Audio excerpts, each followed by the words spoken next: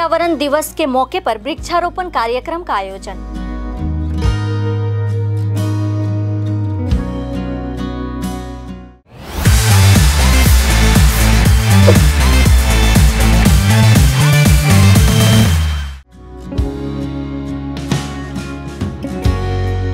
आज विश्व पर्यावरण दिवस है। पूरे देश के साथ सिलीगुड़ी में विभिन्न कार्यक्रमों के माध्यम से विश्व पर्यावरण दिवस मनाया जा रहा है। इस मौके पर आज फुलेश्वरी मोड़ के पास एक स्वयंसेवी संस्था द्वारा वृक्षारोपण कार्यक्रम का आयोजन किया गया। इस कार्यक्रम के दौरान संस्था के सदस्यों ने सड़क के दोनों तरफ वृक्षारोपण किया। इसके अलावा लोगों में पौधा वितरण के साथ ही समाज में वृक्षारोपण का संदेश भी दिया गया। आज के हमारे যেটা মূল সমস্যা হচ্ছে যে এই যে গাছগুলোকে যথেষ্টভাবে কেটে দেওয়া হচ্ছে।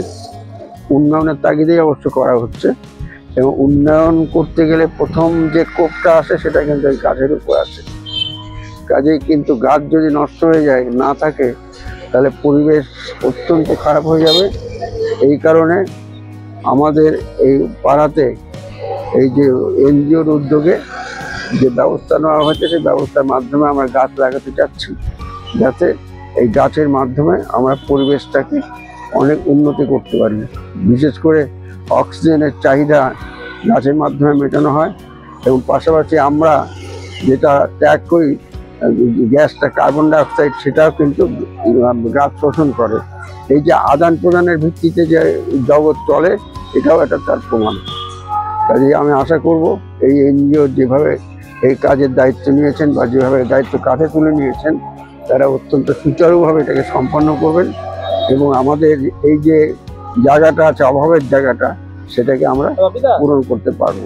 আমার নাম রাজু পাল আর এনজিওর নাম হলো স্প্রেড স্মাইল ওয়েলফেয়ার অর্গানাইজেশন।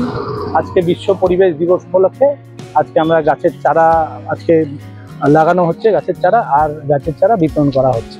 আর আমরা এখানে এই রাস্তায় লাগাচ্ছি, এটা হলো ফুলেশ্বরী থেকে আইসি যাওয়ার যে মেন রাস্তায় লাগাচ্ছি।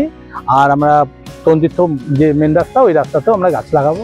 টোটাল আজকে আমরা 30টার মতো গাছ লাগাবো। এখানে যেমন হলো নিম গাছ রয়েছে, তারপরে সেগুন গাছ রয়েছে, তারপরে হলো ওই টিক গাছ রয়েছে আর চিকরাশি বয়রা। না আমরা তো খাঁচা দিয়ে লাগাচ্ছি।